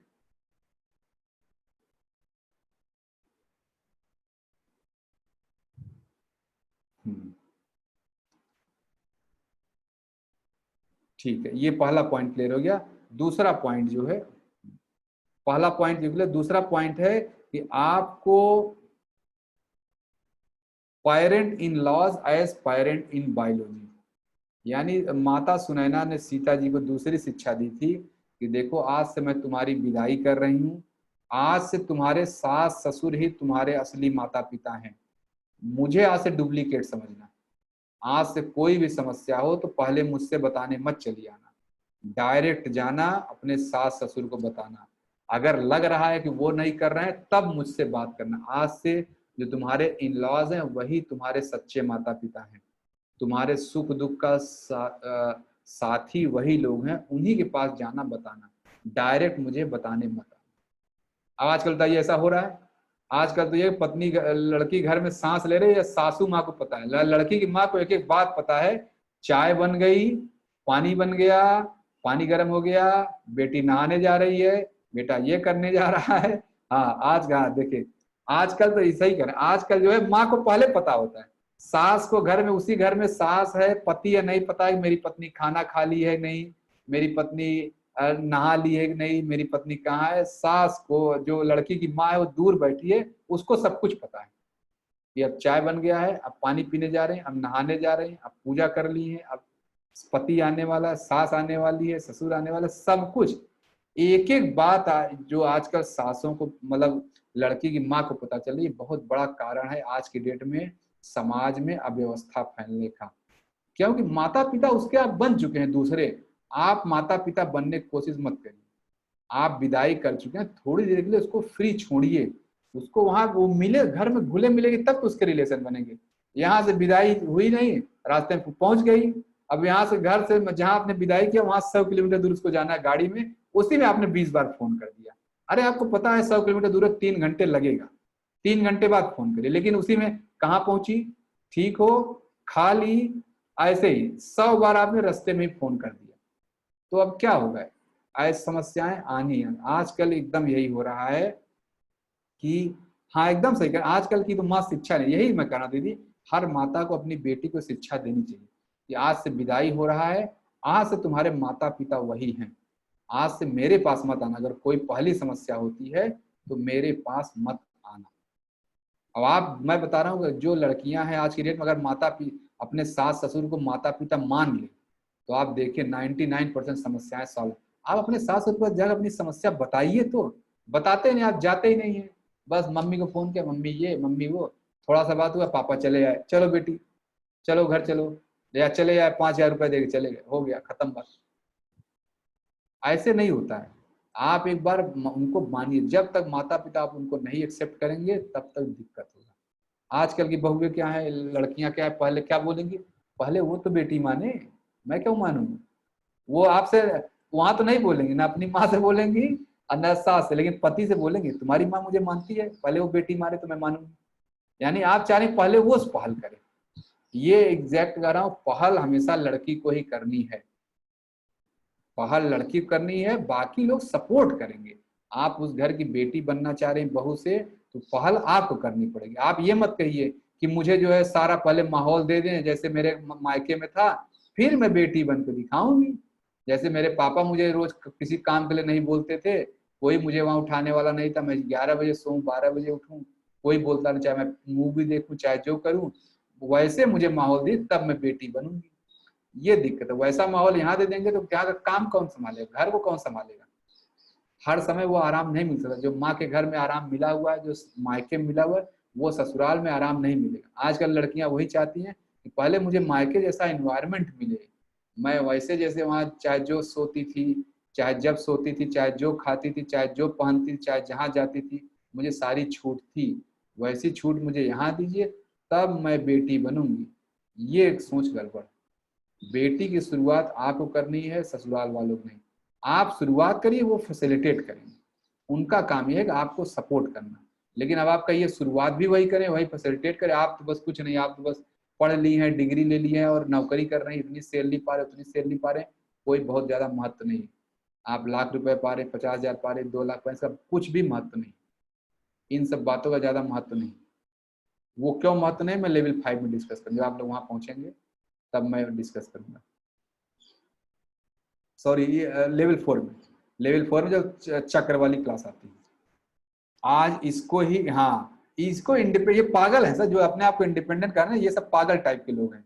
आजकल जो कहते हैं ना कि इसी को इंडिपेंडेंट होना कहते हैं, मुझे सास जरूरत नहीं, मुझे ससुर जरूरत नहीं, ये सब पागल टाइप के लोग हैं जो समझ ही नहीं रहे। ताली दोनों हाथों से बढ़ती है, सही बात है, ताली दोनों हाथ से बजती है, लेकिन पहला हाथ कितना उठेगा, ये वाला हाथ कह रहा है ये वाला उठे, ये वाला हाथ कह रहा है ये, पहला हाथ लड़की का ही उठना पड़ेगा, ये मैं कह रहा हूँ। ताली दोनों हाथ से बजती है तो एकदम सही बात है, लेकिन पहल लड़की को ही करनी पड़ेगी, ये मैं कहना चाह रहा हूँ। सब कुछ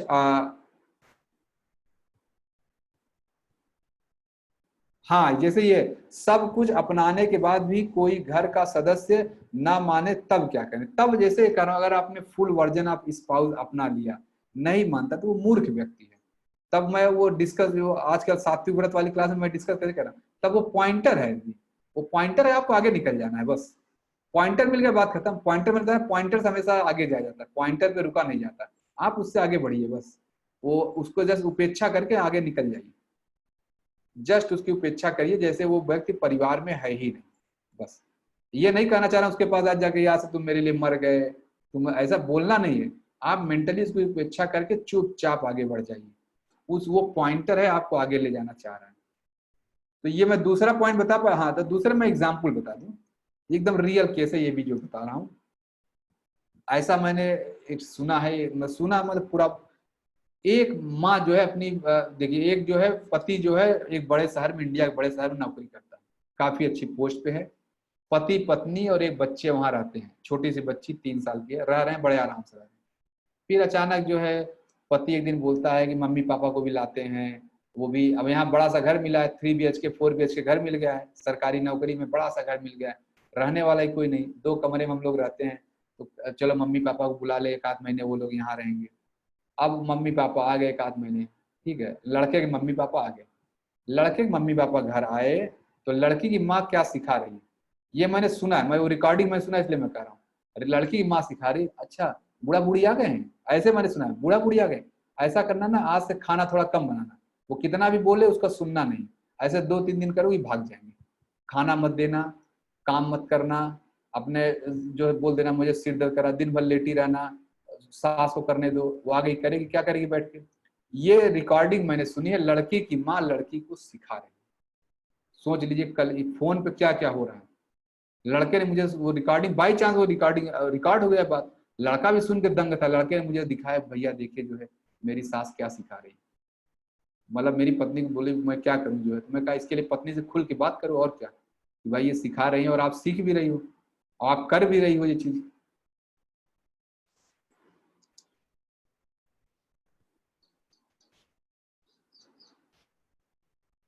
अच्छा हाँ ठीक है, ठीक है। अब ठीक है, एक ये किसी ने मैसेज किया अलग से, मैं नाम नहीं बोलता हूँ। हम हस्बैंड वाइफ ने एक फुल वर्जन को एक्सेप्ट किया है, बट इन लॉज मुझे और हस्बैंड दोनों को केवल जरूरत के समय याद करते हैं। तो और क्या दीदी, जरूरत के समय याद करें तो अच्छी बात है ना, और क्या चाहती हैं आप, जरूरत के समय याद करें तो अच्छी बात है। मैं तो यही कहता हूँ भाई, कोई मुझे जरूरत के समय याद कर ले तो और अच्छी बात है, इसमें बुराई क्या बात है। जब जरूरत पड़ रही है आपको यूज कर रहे हैं, और क्या, ये तो इसीलिए है ना, इसमें गलत क्या, इसमें मुझे नहीं समझ। मैं तो चाहता हूं जब मुझे, आपकी अच्छी बात है कोई आपको जरूरत के समय याद कर रहा है, इतना महत्व नहीं हमारे शरीर का, इतना आप इतने बड़े नहीं कोई हमें हमेशा याद रखे। कोई जरूरत के समय याद रख ले तो बस इतना ही बहुत है, और क्या। फोन का मिसयूज हो रहा है, ये दीदी मैं एकदम लाइव एग्जांपल कर रहा हूँ, वो रिकॉर्डिंग मैंने सुनी है। माँ बेटी को यही समझा रही है कि खाना मत देना, पानी मत देना, ऐसा कर देना, जब हस्बैंड नहीं रहे तो ये कर देना, वो कर देना, 2 दिन में भाग जाएंगे। देखिए कैसे, तो इसीलिए मैं कह रहा हूँ कि फुल वर्जन ऑफ स्पाउस नहीं हो रहा है, ये नहीं हो रहा है, सॉरी, ये माँ इन लॉज को आप अपने माता पिता नहीं मान रहे, इसीलिए दिक्कत हो रही है। अपने इन लॉज को माता पिता मानना है। जो भी लड़कियां हैं चाहे नहीं कर रही तो दिक्कत है। ये क्लियर हो गया यहाँ तक। इसमें मैं एक छोटा सा एग्जांपल, अभी पिछले क्या 3-4 महीने पहले समस्या आई थी, तो मैंने इसी फार्मूले पे एक सोल्यूशन बताया था, सोल्यूशन उनका हो गया सब। वहाँ प्रॉब्लम क्या थी, एक लड़की ऐसे क्लास में आई, बताई सर एक समस्या है, डिस्कस करूं। तो मैंने बोला हाँ बेटा बताओ, डिस्कस करूं। तो डिस्कस की, बताई सर मेरा 4 साल का बच्चा है, पति का बिजनेस है, मैं बच्चे को रोज स्कूल ले जाती हूँ छोड़ने के लिए। स्कूल ले जाती नॉर्मल, अब उसी में रास्ते में कोई मिलता है, कोई एक लड़का आदमी कोई मिलता था, नमस्ते भाभी जी, नमस्ते भाभी जी, रोज भाभी जी नमस्ते करता था, वो भी हाँ नमस्ते भैया करती, ठीक है, ऐसे रहता था। एक दिन क्या हुआ, वो आदमी उससे बोलता है कि भाभी जी जहाँ बच्चा पढ़ता है मैं भी अपने बेटे को डालना चाहता, थोड़ा मुझे डिटेल पता कर बता दी कैसे करना है। तो बोली हाँ ठीक, लड़की बोली हाँ ठीक है मैं बता दूंगी भैया, कोई बात नहीं। वो स्कूल में गई, पूछी प्रिंसिपल वगैरह से कि कैसे अगला एडमिशन होता है, ये क्या होगा वो होगा। तो वो कुछ नहीं किए जो है, वो आई लाइन से बता दी भैया ये बात हुई है, ऐसा ऐसा हुआ। अब वो लड़की जो है अपने उस, मतलब जो सड़क पे जो रोज नमस्ते भाभी जी करता था, उसको ये इन्फॉर्मेशन बता रही है कि हाँ ऐसे ऐसे एडमिशन होगा, ये फॉर्म मिलेगा, आप भर देना। तो लड़का बोला भाभी जी मेरे लिए कल फॉर्म ले आइए मैं भर दूंगा। ऐसा कर बोली हाँ ला देंगे। अब ये बात कहते हुए मतलब लड़की के पिता हस्बैंड के लड़की के पति के दोस्त ने देख लिया। अब लड़की के पति तक ये बात पहुंच गई कि भाभी जी उनसे बात कर रही थी, उससे बात कर रही थी ये, ठीक है, दूर से की बात कर रही थी। अब लड़की का पति उस दिन से मिसबिहेव करना घर में, तुम ऐसा करती हो वैसा करती हो, तुम बच्चों को पढ़ाने जाती हो यहाँ करती हो, ठीक है, ये शुरू हो गया। इतना करने के बाद फिर ठीक है खूब ऐसे बहसबाजी हो गया, तुम इसके साथ जाती हो उसके, मतलब दुनिया भर की गलत बातें जो कर सकते हो सब करने लगा। अब वो लड़की ऐसे आई कि मतलब क्लास में आई, मतलब ऐसे मुझसे मिली, बताई कि भैया जो है 2 महीना हो गया मैं एकदम झेल झेल के तंग हो गई, मैं क्या करूं मुझे समझ नहीं आ रहा है। जबकि ऐसा कोई कुछ भी बात नहीं, बस उसने नमस्ते रोज करता था, मैं नमस्ते करती थी, और भाई एक दिन उसने एग्जाम एडमिशन के लिए पूछा, मैं वो बता दी, फार्मूला के उसको दे दी थी। मैं चूंकि रोज जाती थी वो जाता नहीं था, रोज मिलता था, ठीक है मैंने ये कर दिया। बीच में क्या हुआ कि एक बार उस व्यक्ति ने फिर ऐसे बाद में उसने फोन नंबर लिया था, उस लड़की का फोन नंबर उस व्यक्ति ने भी ले लिया था। एक दिन उसने जो है मैसेज किया कि हाय भाभी जी, नमस्ते भाभी जी, ऐसे उसने मैसेज किया। तो मैसेज किया तो उस लड़की ने अपने ससुर को बताया कि मैं जाती हूँ रोज छोड़ने, एक आदमी मिलता है, उसने ये काम बोला था, मैंने उसका कर भी दिया था, और आज उसका मैसेज आया, मुझे थोड़ा ठीक नहीं लगा मुझे आज। तो उसके ससुर बोले अरे कोई बात नहीं, इग्नोर करो, ऐसे लोग होते हैं। उसने इग्नोर कर दिया, उस लड़की ने फोन नंबर ब्लॉक कर दिया। बाद में क्या हुआ, उसके पति ने वो मैसेज भी देख लिया, हाय भाभी जी। अब जो है उसके पति और शुरू हो गए, ठीक है, दुनिया भर का शुरू, ये करती है वो करती है। 2-3 महीने झेलने के बाद लड़की ऐसे क्लास में आई कि भैया बताइए इसका क्या सोल्यूशन है, आप तो क्लास में इतना बोलते हैं। तो मैं कहा ऐसे ही जब ये क्लास चला तो मैं कहा जाओ अपने ससुर को ये बात बता दो कि अब चूंकि बंद कमरे में वो बोलता है, बंद कमरे में वो पति जो है खूब टॉर्चर करता है, बाहर नहीं टॉर्चर करता, बाहर एकदम अच्छे हस्बैंड वाइफ है सब कुछ है, बंद कमरे में टॉर्चर झेल झेल के परेशान हो गई। तो मैंने बोला जाओ अपने पति को बता दो, मतलब ससुर को बताओ। उसने एक दिन बहुत हिम्मत किया, अपने ससुर के सारी बातें बता दी कि पापा जो आपको याद है मैंने बताया था मैसेज, बोली हाँ याद है, बोले उसी को मैसेज को ये देख लिए हैं, अब मुझे इतना परेशान करके रखे हैं, ये करके रखे हैं वो करके रखे हैं, मैं झेल नहीं पा रही हूँ, आप मुझे चलिए मायके पहुंचा दीजिए। अब जो है देखिए कैसे उसने अपने ससुर को पिता मानते हुए अपनी समस्या बताई। ससुर बोले अरे तो तुम मुझे बताई क्यों नहीं, पहले बताती मैं उसको ठीक करता ना, ठीक है, ऐसे उसने ससुर ने बताया। बोले ठीक है आने दो। तो अब शाम को पति अपना दुकान से आया, ससुर बैठाया, बेटी को बैठाया, मतलब बहू को, अब बेटे बैठाया, बोला बता चलो बताओ ये क्या करती है, तुम जो बंद कमरे में आज मुझे बताई है, तुम बताओ ये क्या करती है, तुम्हारे पास क्या प्रूफ है बताओ। अरे ऐसा कुछ नहीं, ऐसा, और लड़का जो है भागने लगा, अरे कुछ नहीं ये कुछ नहीं, कोई प्रूफ नहीं, ऐसा नहीं। तो अब लड़का ठीक है ये होना, अब लड़के के ससुर ने बताना शुरू किया, देखो ये कुछ नहीं करती, तुम इतना गा रहे हो, अब तुम क्या करते हो मैं कहो बताऊं, अभी मैं सब जानता हूँ तुम्हारे बारे में, तुम्हारा बाप हूँ मैं, सब जानता, तुम कहाँ जाते हो क्या करते हो, बोलो मैं बताऊं। अब लड़का का हालत खराब, अरे चुप रहिए चुप रहिए, लड़का जो है वही अपने पिता से हाथ जोड़ा, चुप रहिए, हिम्मत बताइए। लड़का का पिता बोला कि मैं जानता हूँ तुम कहाँ जाते हो क्या करते हो, लेकिन मैं जानता हूँ चलो इस उम्र में बहुत कुछ होता है, मैं इसलिए इग्नोर करता हूँ, तुम्हारा बाप हूँ मैं सब जानता हूँ, बोलो मैं थोड़ी एक बात बता दूं तुम्हारी। अब लड़के की हालत खराब, अरे नहीं नहीं छोड़ दीजिए जाने दीजिए। उस दिन से एकदम सुधर गया। तो पिताजी ने एक ही बात बताया था, बाप मतलब जैसे उस लड़की ने अपने ससुर को पिता की तरह स्वीकार किया, वो पिता की तरह बिहेव किया और अपने लड़के को बुला के डांटे, अब बोले अगर अगली बार ऐसा सुना तो तुम्हारा सारा कच्चा चिट्ठा मैं सबके सामने खोल दूंगा, और तुम्हारा कोई भी बात तो कोई भी चीज मुझसे छुपा हुआ नहीं है, मैं तुम्हारा बाप हूँ, अब मैं सब जानता हूँ तुम क्या करते हो, कुछ नहीं शराब वराब पीता था कहीं इधर उधर आता जाता हो जो भी है वो सब जानते। बोले मैं सब जानता हूँ तुम कहाँ जाते हो कहाँ किसके मिलते हो, मुझे सब पता है, अब कहो तो मैं बता दूँ। तो जैसे उस दिन से सब सुधर गया। तो देखिए ये लाइव एग्जाम्पल है कैसे उस लड़की ने अपने पिता को ससुर मतलब ससुर को पिता माना और ससुर ने ही आगे बढ़ के समस्या सॉल्व कर दी। क्लियर है ये बात?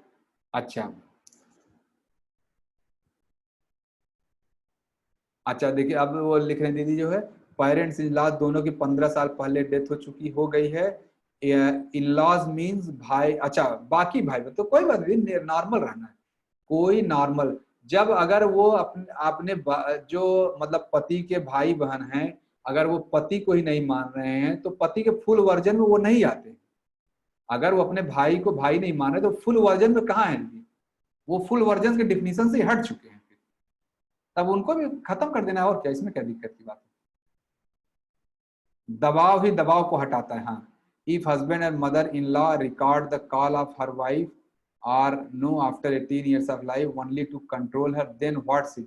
हाँ, जैसे ये husband and mother in law, तब तो अनमैरिड है दीदी। अगर हस्बैंड रिकॉर्ड कर तो अनमैरिड है, अब मदर इन लॉ वो कर रहे हैं तो ये तो गड़बड़ है, मैरिज हुआ ही नहीं। तब तो 18 साल बाद भी मैरिज हुआ ही नहीं है। भले देखिए एक दीदी लिख रहे हैं, चूंकि मैं सब प्राइवेटली मैसेज, मैं नाम नहीं पढ़ रहा हूँ, ठीक है। If husband and mother in law record the call of her wife or after 18 years of life only to control her. तो कंट्रोल में जैसे रिकॉर्ड करने में, ऐसी आपने कौन सी बात कर ली रिकॉर्ड करने में? आपने भी तो कोई ऐसी बात की होगी ना कि रिकॉर्ड किया। कंट्रोल हर में ऐसी कोई बात ही नहीं करना है, तो ऐसा कोई बात ही ना करे, रिकॉर्ड करें चाहे जो करें, तो क्या दिक्कत है? यानी जरूर ऐसी कोई बात हुई कि रिकॉर्ड करने से आपको दिक्कत हो रही। मैं तो कह रहा हूँ रिकॉर्ड करिए, जो है जो मनो रिकॉर्ड। मैं तो अपना कह रहा हूँ, मेरा फोन आप दिन भर रिकॉर्ड करती रहिए। मैं ऐसी कोई दिन भर बात ही नहीं करता हूँ। पहले थोड़ा बहुत मजाक वजाक करता था दोस्तों से, कुछ कर भी लेता था, लेकिन अब धीरे धीरे प्रैक्टिस कर रहा हूँ कि दिन भर भी दोस्तों से भी एक वो वाला रिलेशन जैसे मेरा अपना कर रहा हूँ। मेरा फोन कोई रिकॉर्ड कर कभी कुछ नहीं मिलेगा आपको। ऐसा कोई बात ही नहीं करना है कि वो कुछ हो, ना मजाक में ना कुछ। अब जैसे मैं थोड़ा सा अपने मजाक भी कर रहा हूँ, मैं अपने बंद कर दिया हूँ। नॉर्मल फ्रेंड वगैरह बात करता था, कभी मजाक कर लेता था, इधर उधर खिंचाई कर देता था। अब वो सब नहीं, जैसे सब दोस्त करते वैसे मैं, लेकिन अब मैं समझ गया हूँ कि यार कभी कोई रिकॉर्ड कर ले दूसरी चीजें हो जाएंगी। ठीक है, तो जैसे देखो एक ऊपर दीदी लिख रहे हैं कि पेरेंट जो है फादर इन लॉज की डेथ हो गई है, लेकिन जो पति के मतलब भाई बहन है वो अस्वीकार करते हैं। मतलब पति के भाई बहन, भाभी को और भाई दोनों को। तो अगर भाई को अस्वीकार कर दिए तो फुल वर्जन की डेफिनेशन से वो हट गए हैं, बात खत्म। फिर तीसरा क्वेश्चन है only domination because my father in law नहीं है। तो फादर इन लॉ नहीं दीदी, तो पति क्यों कंट्रोल करने जा रहा है? माता अगर वो कंट्रोल, तो वो सास नहीं है ना दीदी। अभी सास के रोल पे आता हूँ। अब दीदी जैसे ये वाले एग्जाम्पल में, यानी जो अभी दूसरा दीदी एक मैसेज कर रही है, सास जो है अपनी बहू का फोन रिकॉर्ड कर रही है कंट्रोल करने के लिए। तो मैं पहली बात तो बहू से ये कहना चाह रहा हूँ, आप ऐसा कौन सा बात कर रहे हैं कि रिकॉर्ड हो जाएगा? अरे रिकॉर्ड कर ले, आप नॉर्मल बातचीत करें, रिकॉर्ड कर ले, इसमें क्या दिक्कत है? ऐसा कोई बात ही नहीं करना है, कोई गलत काम थोड़े करना है। रिकॉर्ड कर ले करे तो क्या दिक्कत है? अपना ही मेमोरी वो भरेंगी। मैं तो कह रहा हूँ मेरा कोई फोन रिकॉर्ड करे, अपना फोन हैंग करेगा और कुछ नहीं होगा, सिर्फ फोन हैंग करेगा और कुछ ऐसी बात ही नहीं होती है। आजकल की चर्चा बहुत बढ़िया है, इसकी रिकॉर्डिंग भेज देना अपनी, आज अपनी मिसेज और बेटी को सुनाऊंगा। ठीक है सर, ठीक है। तो मैं तो बोला था सास बहू वाली क्लास में सबको सुनना चाहिए, सबको सुनना चाहिए, सभी को सुनाना चाहिए। क्लियर है यहाँ तक ये बात? दूसरा मैंने एग्जाम्पल बता दिया ये वाला कि अपने इन लॉज को ही वो बोलना है, अपने इन लॉज को ही माता पिता समझना। अगर आप नहीं समझ रहे हैं तो प्रॉब्लम है। हाँ देखिए, मेरे मोबाइल का पासवर्ड वाइफ सन को पता, मोबाइल का पासवर्ड मैं सर अपने मेरे अकाउंट का पासवर्ड बहुत पता है।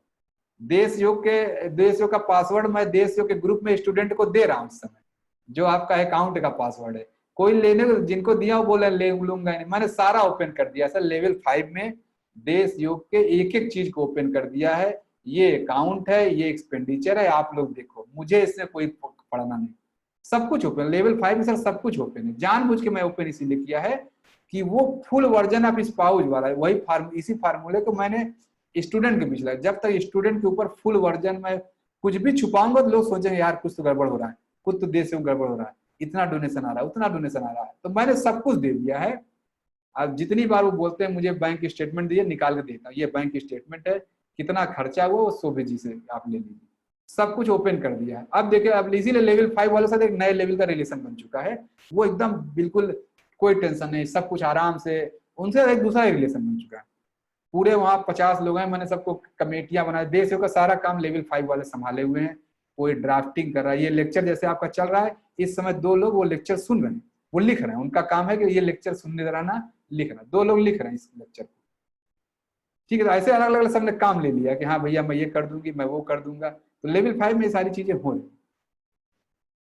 आपका तो अल्टरनेटिव ही नहीं है। नहीं है सर, अल्टरनेटिव है, आप सब लोग अल्टरनेटिव। अच्छा, he is under his mother and sister and no import. हाँ ये दीदी होता है, ये जैसे कहते हैं ना, अभी भी आप हस्बैंड जो से होते क्या है कि अपनी माँ और उनके कंट्रोल में, वो दीदी अभी आगे आएगा, अभी आने दीजिए। पति को, अभी तो मैं बहू को कैसे बिहेव करना चाहिए ये बता रहा हूँ। अभी आगे सास का आएगा, पति का आएगा, वो सब आएगा, लाइन से आगे आता है। मेरे बैंक अकाउंट का पासवर्ड हस्बैंड के पास भी रहता है, मोबाइल, इवन बच्चे, हाँ ऐसे ही सबका ही है। मैं तो अपना कर रहा हूँ, मेरे बैंक अकाउंट का पासवर्ड मैंने कभी खोला ही नहीं। मेरी सिस्टर जिसकी शादी हो गई और हमेशा वही मैनेज करती थी, उसी के पास रहता था। अभी जब शादी हुई व्यस्त रहती, अब मेरे लिए बहुत अव्यवस्था हो गई, मैं अपना अकाउंट नहीं मैनेज कर पाता हूँ, मैं कभी भी देख नहीं पाता हूँ। मुझे अगर कोई पता न चले, मुझे नहीं पता चला मेरे अकाउंट सैलरी आई कि नहीं आई, मुझे, मैं सिर्फ महीने के एक बार जाता हूँ, 10,000 रुपए ला के 15,000 रुपए घर पे रख देता हूँ। अब मेरे अकाउंट में अगर 2-4 महीने सैलरी नहीं आया तो मुझे पता नहीं चलेगा सैलरी आई कि नहीं है। पहले ये सब काम मेरी सिस्टर करती थी, अभी जो है अब मेरे लिए थोड़ी समस्या है, थोड़ा सा मेरे लिए प्रॉब्लम है। मैं बहुत मिस मैनेज हो गया है, मतलब मेरा फाइनेंशियल में बहुत मिस मैनेज पर्सन, मुझे ध्यान नहीं रहता किसका कहाँ दिया, ये हुआ वो हुआ, ठीक है, दे के भूल जाता। कई बार इस महीने जैसे शोभित जी ने मुझे बताया कि भैया आपने 15,000 वहां खर्च किया था, आपने लिया नहीं। शोभित जी मुझे बोला आपको 15,000 देश के अकाउंट से लेना है, तो मैंने 15,000 लिया, वो मुझे बताया कि आपने मार्च में यहाँ खर्च किया था, तो मुझे याद ही नहीं था ये बात। शोभित जी बोले क्यों अपना, तो बोले, फिर बोले भैया आपको 15,000 आपको लेना है, तब मैं उसको निकाला, मुझे ध्यान नहीं था। तो जैसे मैं ये कह रहा हूँ कि हाँ ओपननेस, ओपन होने से, यही जो husband full version of spouse वाला, मैंने इसको जानबूझ के देश योग में लागू कर दिया है कि सब कुछ ओपन है। आज शाम को जो गार्जियन वाली क्लास है, बच्चों वाली, गुरुकुल वाली, मैं वही चीज गार्जियन को कर दूंगा कि भाई ओपन है, आप मैनेज करो। मेरा काम सिर्फ क्लास लेना रहेगा, मेरा काम अच्छी अच्छी फैकल्टी लाना, बेस्ट लोगों को लाना, आपके बच्चों को अच्छी ट्रेनिंग देना, अच्छी बातें सीखें, तो मैं अपने आप को वहां तक जो है संभाल के रख लूंगा। क्लियर है यहाँ तक एक बात? अच्छा, एक सर लिख रहे हैं सब सर आप अनमैरिड, सर 99.99% लोग अनमैरिड, मैं यही तो कह रहा हूँ, 99.999% लोग इस धरती पे अनमैरिड हैं। Please tell me time when I, अच्छा ठीक है, दिन में कॉल कर लीजिए दीदी, ठीक है, दिन में एक बार 12 बजे कॉल कर लीजिए। चलिए मैं यहाँ से क्लास को इंड करता हूँ। अभी 2 पॉइंट महारानी सुनैना ने 4 बातें सीता जी को बताई थी, अभी 2 पॉइंट आज क्लियर हो गया। इसमें कोई डाउट हो तो आप लोग प्लीज पूछिए। 2 पॉइंट मैं कर लूंगा, 7:30 बजे 2 पॉइंट है उसको मैं कर लूंगा, फिर एक, ठीक है। अभी ये डिस्कशन 3 दिन चलेगा, 3 दिन 4 दिन, लेकिन अच्छे से इस बात को समझ जाइए। अभी मैंने हस्बैंड वाइफ कैसे बिहेव कर रहा है इसलिए कर रहा हूँ, अभी अगला पॉइंट आएगा हस्बैंड कैसे बिहेव करना चाहिए, वाइफ कैसे बैलेंस बना के चलाना है। वो दोनों ना भाई, वो क्या कहते हैं, माँ हस्बैंड क्या होता है, माँ और उसके बीच पीसता रहता है, तो माँ का केयर करे, पत्नी का केयर करे, दोनों उसकी ड्यूटी, बेचारा समझ ही नहीं पाता कैसे करे, उसको कैसे बैलेंस बनाना है, ये चीज डिस्कस होगा। फिर तीसरा चीज, सास को कैसे बिहेव करना है, वो एक एक क्लास में आता जाएगा। आज मैंने कोशिश किया था वाइफ का, लेकिन वाइफ का आधा ही हो पाया, बाकी कल होगा। क्लियर है ये बात? अब सभी लोग यस लिखिए, मैं यहाँ से क्लास को एंड कर रहा हूँ, प्रेयर कर लेता हूँ।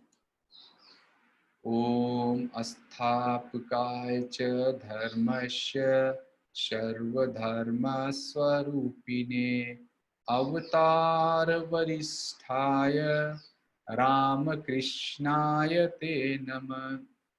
जननीं शारदां देवी रामकृष्ण जगद्गुरु पादपद्मे तयो श्रित्वा प्रणमामि मुहुर्मुहुः।